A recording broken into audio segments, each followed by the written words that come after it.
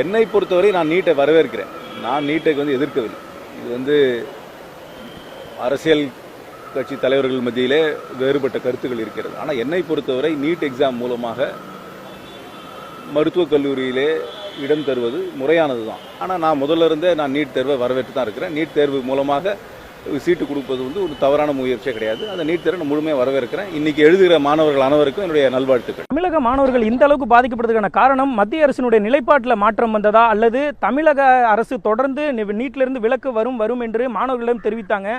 இதற்கு யார் காரணம் நீங்க நினைக்கிறீங்க மேம்? தமிழக அரசே முழு காரணம். தேவையே இல்லாமல் ஸ்டேட் போர்ட் ஸ்டூடெண்ட்ஸுக்கு நாங்கள் விலக்கு அளித்து நீட் விலக்கு வாங்கி விடுவோம் என்று தவறுதலான ஒரு எண்ணத்தை அவர்கள் மனதில் ஏற்படுத்தி அவர்களை நீட்டில் சரியாக படிக்காமல் வச்சுட்டாங்க.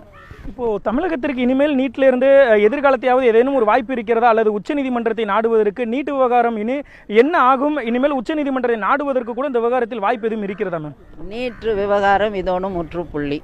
இனிமேல் இதை பற்றி பேசுவதற்கு எந்த அதிகாரமும் இல்லை.